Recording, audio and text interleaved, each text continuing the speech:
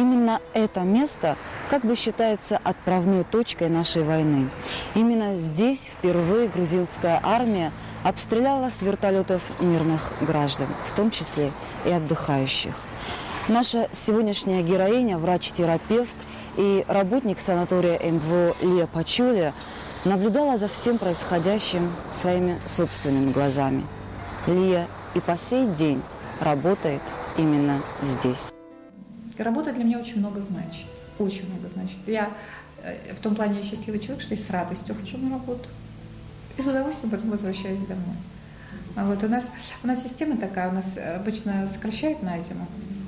А не в этом году, а в прошлом году нас сокращали, и там у нас пропуска вот специфические, там вот эти пропуска сказали сдать. Для меня это было вот такое вот, то, что вот сократили, это было вот, это не то, а вот то, что пропуск сдать, это почти как лишить гражданства. Я не сдала пропуск, я схитрила. Лия всегда хотела заниматься медициной и своей мечте отдавала всю себя сполна. Закончив с отличием Краснодарский мединститут, она вернулась домой. Однако, как это часто бывало в те давние, так скажем, времена, молодому абхазскому медику без особого блата устроиться на работу было практически невозможно.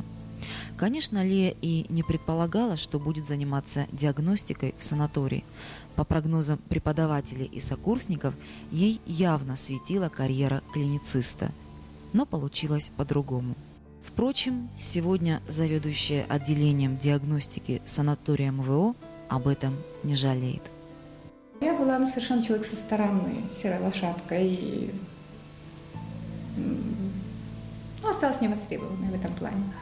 Хотя очень хотелось тогда работать, вот именно в этой эндокринологии. А теперь вот так смотришь назад, ну и слава богу. Теперь я уже об этом не жалею. Это была бы работа на износ. Вообще врачебная работа, она сложная очень. И если выбирать себе, в самом деле сгоришь, пока другим светишь и не заметишь, как жизнь прошла. Ты никогда не жалела? Вот теперь нет. Теперь нет, да. Ну, в общем-то, это тоже практическая, но диагностика из того, что есть, самая спокойная, может быть, из того, что есть. Не сказать, что самое неважное, но спокойно. Это для женщины это очень важно. Я привыкла быть правильной. Ну, учительская семья. Хорошо учиться. Не обязательно, чтобы быть первой, но все равно, чтобы все было сделано так, как надо.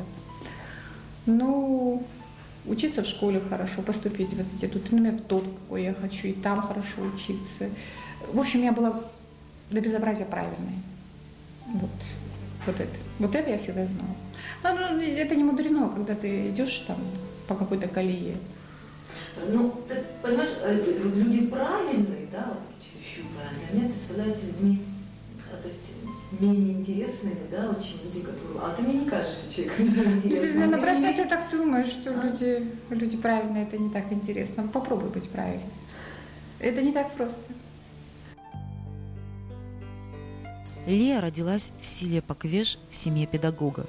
Она была достаточно своенравным ребенком и в обществе двух старших братьев имела возможность закалять свой характер. Но самое большое влияние на формирование ее личности, на взгляды и даже вкусы оказал Лиин отец, известный в селе человек, преподаватель русского языка и литературы Энвер Пачулия. Он всегда был активным участником различных событий периода национально-освободительной борьбы в Абхазии. И, конечно же, не мог не воспитать своих же детей в истинном смысле патриотами. Папа долго болел,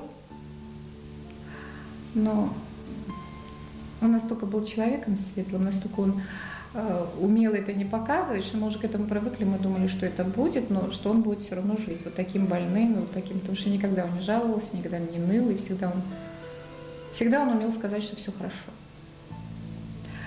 И хотя он долго болел, все равно это было неожиданностью, все равно к этому очень сложно было привыкнуть, вот скоро 3 года, и все равно к этому не привыкнешь.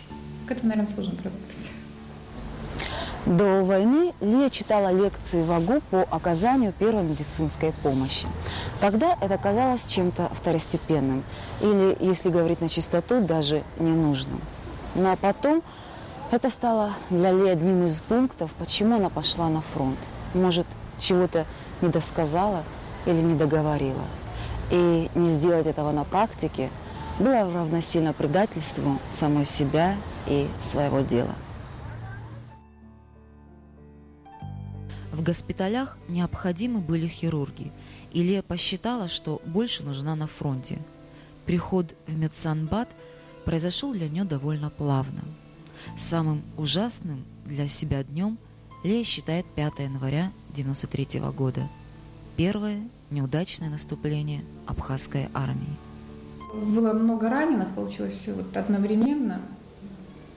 И я сама тоже оказалась в такой ситуации, когда, в общем-то, по своей вине просто потеряла ориентацию, и я оказалась под сильным обстрелом. Ну и вот такое вот ощущение четкое, что вот сейчас тебя могут убить. Ну и страшно, вот не то чтобы это, я еще подумала, бедная мама, так вот, что я ей сделала, вот, как она дальше будет жить. А потом обошлось. Ничего не случилось. Ребята спохватились, вышли, хладнокровно затащили меня в блиндаж, все обошлось. То есть это было... Но это было вот такое ощущение не страха, а вот ощущение... Главное, страха такого не было. Очень все это осмысленно вот было. Это было не страх, а просто вот, ну как это говорят в литературе, дыхание смерти. Четко, когда ты знаешь, что тебя могут убить. И вот так вот глупо. Почему? Ну, потому что откуда-то стреляют минометом, ты бегаешь как заяц. И, ну, это так нечисто. Ни на равных, ни... И вообще, я считала, что это нечестно меня убивать. Войну Лия встретила, конечно, зрелым человеком. На фронте было много интересных людей и ярких личностей. Но она старалась ни с кем особо близко не дружить. Боли и страданий было и так достаточно. Время было такое, что дружить было тоже страшно. Потому что я старалась себя беречь, вот с кем-нибудь подружишься, и потом ее не будет, или его не будет. Очень я старалась себя обособленно держать. У меня такая была установка, не всегда срабатывала, правда. Удивительно, но после войны Лия вообще перестала есть мясо. Хотя она медик, и даже в студенчестве на практических занятиях, где мальчики падали в обморок, она стоически переносила уроки практической медицины. Я вообще урожденная пацифистка. Урожденная пацифистка. Я не могу никому сделать... Не нравится мне это. Врагу там или кому-то. Кому-то делать больно, не то, чтобы там убивать. И всю войну меня вот это удивляло, как это можно. Как будто ты идешь на дело, собраться и идти убивать другого человека. Лик, за годы, 2 месяца ты, то есть к концу уже, ты могла сказать, что ты уже привыкла к этому? Нет, я никак не могла к этому привыкнуть. И каждый раз, с каждым раненым я думала, что мы делаем. Чем мы занимаемся, что мы делаем. Мне кажется, что война ничем не оправдана, никакими политическими интересами, там, национальными девизами или что-то. Что бы то ни было, всегда можно договориться.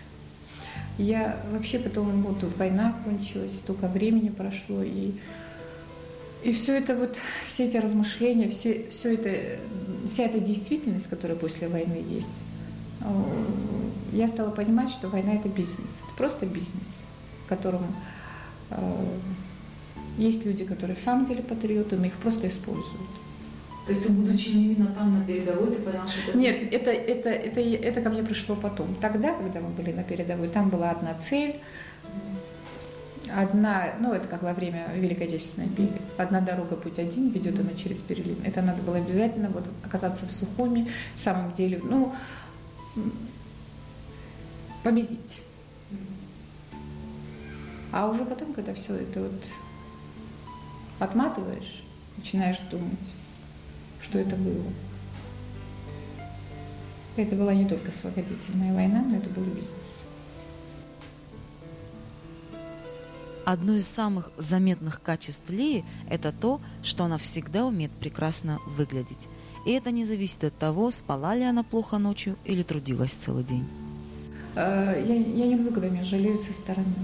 И я обожаю, когда меня мои близкие жалеют, самые вот такие вот. А со стороны я всегда должна выглядеть. Я помню, я приезжала из Ишер, и, значит, там обязательно укладку, обязательно маникюр, обязательно вот одеться во все гражданское. Девочки так любили браться вот этим всем этим. Обязательно одеться во все, каблучки и все такое. И пойти туда в пресс-центр собирать сплетни. И никто там Мне кто кажется, тебя не знал, не верил, что ты только что отсюда, да? я помню, я шла, значит, со своей крестницей, вот там, где я жила, это девочка младшей классы, в общем, прикид такой, все хорошо, моей подруги гардероб был моего размера, все было хорошо. И вот мы с ней идем по Гудауте, и навстречу идут две девицы при полной экипировке, чуть ли не там с автоматом наперед, а походу я их в Ишерах ни разу не видела. И одна другую говорит, не, она рассчитывая быть услышанной, говорит, вот из-за таких кикелок, говорит, мы с тобой в Ишерах. А эта девочка, ей так обидно, она говорит, ну скажи им, скажи, что только позавчера оттуда приехала. И главное, даже не вчера, вот именно, что ты позавчера оттуда приехала. Я говорю, Ладочка, я с этого кайфую, вот что они вот так могут сказать. Наверное, как и многие, кто прошел войну, Лея переосмыслила многое. Весь позитив и негатив военной и послевоенной жизни стал для нее и радостью, и разочарованием одновременно. С годами я научилась к людям относиться объективно, скажем так. И поэтому разочарования у меня уже много меньше. Вы все-таки они сказались, да, вот на... Я научилась жить, да, я научилась жить потихоньку. И пришло это, в общем-то, относительно недавно. Во время войны я была очень нервной особой. Мне все казалось, что вот надо больше патриотизма, надо больше там воинственности, надо больше порядка и все такое. Тогда я была еще наивной. Более наивной. Ну, и, наверное, какие-то остаточные явления до сих пор есть. Я не утверждаю, что я в этом плане совершенствую. Мне кажется, война очень развращает, потому что теряются какие-то рамки, можно, нельзя. Вот как говорят, война все спишет. Она очень многое списывала. И потом, когда человек убивает человека, пусть это даже в целях защиты своей родины, то вот нарушивший первую заповедь «не убей», то он нарушит вторую «не укради» и так далее. Это все получается потом очень легко. Удивительно, но такая красивая и умная женщина, как Лея, по нашим абхазским понятиям не соответствует стандартам счастья. Хотя времена изменились. И уже, наверное, они диктуют, по каким меркам современная женщина должна чувствовать себя счастливой. У абхазцев же вообще очень узкое понятие счастья относительно женщины. И вот они сидят, значит, за стулья такого, за нее пьет, и он ее спрашивает, счастье есть? А она, такой философский вопрос, такой емкий. Вот так вот взять, бац, и ответить за столом. Она так задумывается, и он ей тут говорит, мужа имеешь? А, счастья нету. Тогда счастья нету. Абхазцы вот так вот воспринимают женщин, насыпем ума. Все. Влюблялась часто? К сожалению, нет. Потому что, мне кажется, это хорошее состояние, независимо от того, там, удачно это или неудачно, очень тонизирует. Очень тонизирует, и как-то интерес к жизни другой, глаза блестят, уста горят. Но уж когда влюбилась, это было сильно по-настоящему? Нет, это тоже как-то за мою долгую жизнь никогда не получалось, чтобы я любила, меня любили. Вот такой состыковки не было. И поэтому, это я помню, во время войны у нас был случай, когда мы с водителем одним ужасно не любили друг друга. Ужасно, он меня что-то не выносил. Очень долго он меня не выносил, а потом у меня ответные чувства пошли. И потом я иронизировала сама про себя, что вот это, наверное, тот единственный случай в жизни, когда у меня взаимные чувства с мужчиной. Сегодня, наверное, многие женщины позавидуют образу жизни Леи, ее независимости и самостоятельности. Тенденции последнего времени говорят о том, что даже нашим женщинам все больше хочется управлять своей жизнью самим. Но стоит ли это делать в ущерб личной жизни, семьи и детям? Ответ может быть далеко неоднозначным. Ты чувствуешь свою независимость? Да. Ты ее ценишь? Да. Вообще она тебе много чего дает? Ну, мне комфортно, вот я привыкла жить так, как я живу, да, и, может быть, я со стороны, и я сама понимаю, что в моей жизни, наверное, очень, очень многого нету, но я так спокойно могу без этого обходиться, что... А добра не ищут. Я не хочу экспериментировать, я не хочу открывать какие-то новые грани, чтобы мне потом как бы хуже не было. Может, я трусиха, не знаю, я не экспериментатор. Никогда особым авторитетом для меня мужчины не были. Никогда особо я их не ценила, что ли. Я понимаю, что природа им дала большую фору. Вот. Без них детей не бывает. Да. Но сверху вниз на них сейчас смотреть... Но мы такие, какие мы есть. Абхазцы у нас всегда были... У них... Ну, мне так кажется. Природа расслабляет. Не было особого желания там чего-то добиваться, в смысле вот трудиться на износ. Там, вот. А потом женщины сделали, по-моему, очень большую ошибку. Они не дают мужчинам чувствовать себя мужчиной. Вот сейчас. Вот. И почему-то они все на себя взваливают, слишком много на себя взваливают. Наверное, мужчина, на самом деле чего-то и стоит, если за него так много женщин делает. Но мне это не понять. Да и как люди к тебе относятся? Ну, в смысле, ну по-разному. Общаясь, сталкиваешься? Ну, я думаю, что по-разному. Но я предполагаю, что я со стороны произвожу немножко заносчивое впечатление. Мне так кажется. Ну и, наверное, не без оснований.